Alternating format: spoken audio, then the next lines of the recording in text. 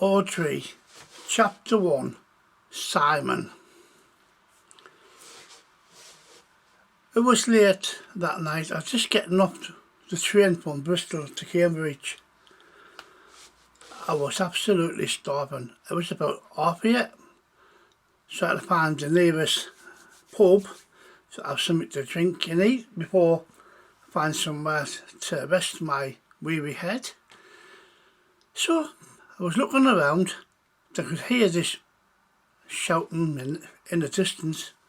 Some guy running around shouting for help. Never thought anything of it, to realise he was getting chased by two guys. I'd never seen a guy carrying books before getting chased by two folks. I thought he must have pinched them books. Well, I'm just on the way to the pub, but little did I know, I was about to meet Simon.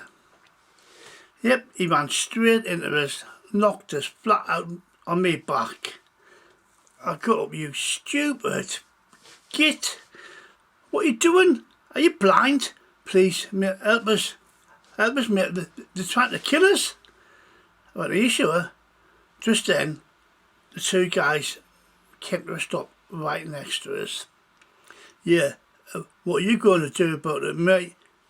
You're talking to me? I'm just minding my own business. Just want to get to the pub, have something to eat, have a drink, then sleep. I'm tired.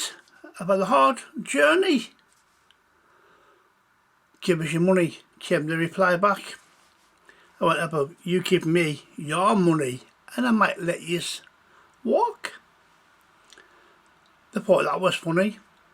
2 seconds later, when they were flat out on their back, hey, they had quite a bit of money on them. And a nice gold ring, which was in now my pocket. Hey, a pirate's life is not easy. Oops, did I let that slip? Simon was very grateful that I saved his life, and he still never dropped a book. He had 3 of them.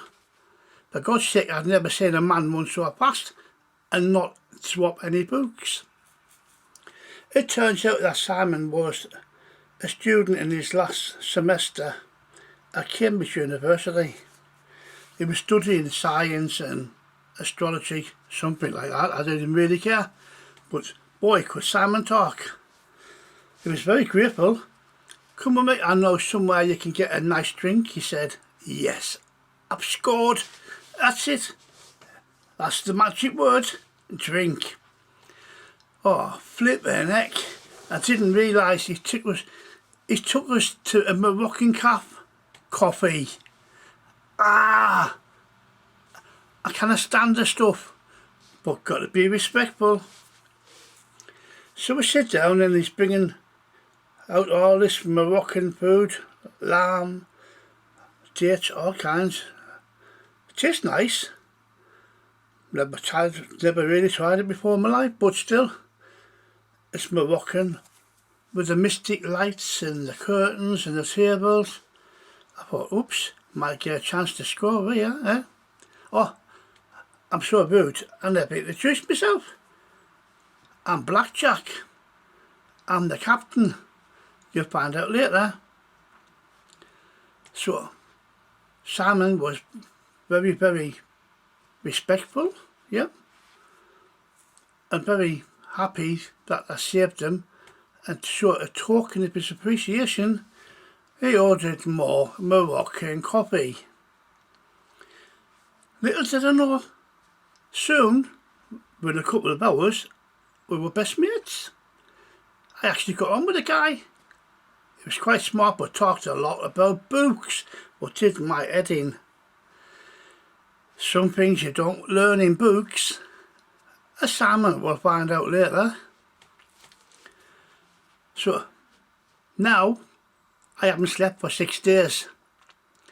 So I said to Simon, was this your idea of the perfect weekend? The perfect night out? Simon said, yeah. I like reading with my friends, drinking Moroccan coffee, visiting caps, that's my scene. He didn't say a man after that, just in case you were wondering. But He was very appreciative. I couldn't say anything else but the guy. He was just all round genuine nice guy. He just needed to learn to toughen up a bit. Apart from that, he would have been spot on. So I thought I'd put that to the test. Hey Simon, how about next Friday I show you a good time, what a weekend should be like. I've got plenty of time before I go back. Go back where? Oh, back to Bristol. We'll leave next week. Oh, what, you're in the AP? Sort of. Oh, okay then. Where will we meet? I suppose here, it's the only place I know. Your favourite cap. Okay, so we agreed to meet at 8 o'clock. Time flies when you're having fun. I was having some fun of sorts. Hey, I found some nice shady places in Cambridge. Say no more. Then I went to the cafe. Oh, of all places. Seriously, right, there was Simon waiting with books. For God's sake, Simon, we're going out for a night out. Leave the books. Give them to one of your friends. We don't need books for our work on. You sure? You always have to read up on something. No, we're going out. We're going to enjoy ourselves, Simon. We're going to drink beer. Have you ever drunk beer? Booze? Have a few pints? I like coffee. We know that. I'm still recovering with a headache. Lack of sleep, yeah. Six bloody days of no sleep. Right, where we going? First pub. Is that okay? Said Simon. Do we have a drink in the first pub? Can we not this? What, do you want to just walk about?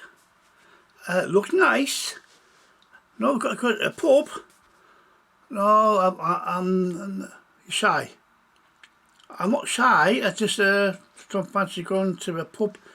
I know what, I've got the perfect place to go first. Simon looked happy. It wasn't a pub, but boy did his jaw drop. Yes, we hit the strip club. Come on, girls. No, oh, don't tell us you're gay. Oh, for God's sake, Simon. If you just said so, I would have took you to a different kind of club. No, it's not that. I'm a virgin. What did you just say? Seriously? He's a virgin? Oh, Simon. Oh, it's okay. I'm not laughing. It's okay, son. Maybe you might get laid or lose that virginity sometime tonight. I'd like to meet somebody and have a discussion with them first. Just talk. You can talk after when you're finished. No, it's okay. It's all right, Simon. We're leaving. As we walked through the city centre, past all the pubs, Simon was just telling us about his life, how he come from Morocco. Hey, that's why he likes Moroccan caps. As we were walking further down, Simon was unaware that I was taking him further and further away. Soon, we were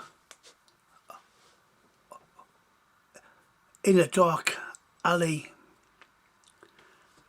The mysterious world was about to become known to Simon. I took him further away, further and further out of town, to a dark alley where there was a time slip. He didn't even realise it just looked like a pub store. I opened the door and said, "Hey Simon, come in. This is a nice friendly pub, this one. Nice and quiet, you'll love it." He came in and went, "Oh great, it's pirate themed." Oh well, that's what he thinks. He just didn't realise I know where all the time slips are, and we're now in 1760. It's not a bin pub, it's real.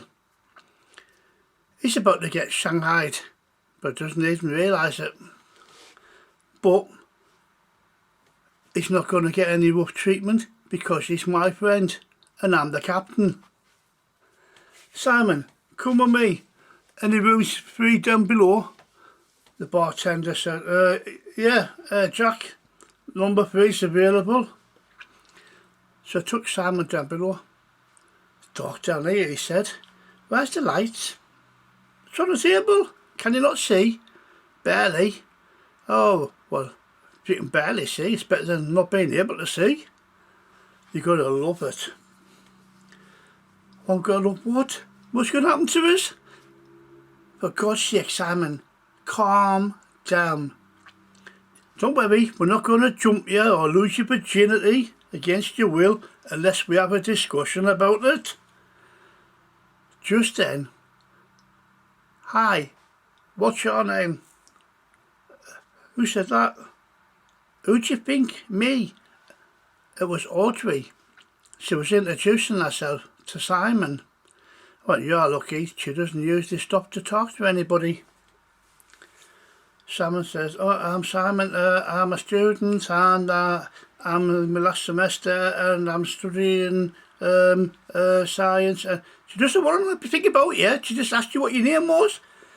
My name's Simon, Simon, his name's Simon. Calm down. Will somebody get this young chap a drink? He looks very attractive. Thank you, ma'am. Thank you. Simon, shh, be quiet. Just then, the bartender come with 2 of the biggest pints, nice, fresh, warm beer. Simon didn't know the laugh, cry, run, what? As I put it up to his mouth and he drank. Oh dear, my head's spinning. I'm having a nice time, miss, whatever, Audrey, what's her name? Audrey? She's not here, she's gone. Oh, that's good. Phew, are you sure you're not here? No, I'm just very nervous, my head's spinning. Yeah, you've had a lot to drink. I have to get back to college. It's Monday tomorrow. It's Wednesday. It's what? You've been here a few days. You've had a nice session of drinking. Boy, I didn't know you could drink so good. 3 days? What do you mean? Some people never get to leave this place. I suppose I better show you back home. As it turns out, Audrey liked Simon, and Simon was one of the only people who ever got to go back to the 20th century. Not many got to leave. They just joined the crew on their merry adventures to find gold, and offered them never returned. This time warp, it's a brilliant thing for getting your crew without raising suspicions. It's absolutely fantastic. So I left Simon at the train station. He was so drunk he didn't even realise we hadn't been on the train. But don't worry, the crew were following him, keeping him safe. Just then, 3 muggers tried to mug him. He must have it written on his head somewhere, mug me. But when they saw the crew coming up behind them, they ran so fast, Simon actually thought he'd scared them. And his courage, Dutch courage, had grown. Oh yeah, that's it, yeah, run away from me, he said, staggering about. He got home and was thinking, was this a dream? I have to see Jack about this and see what he remembers. Then we'll find out what happened in part 2.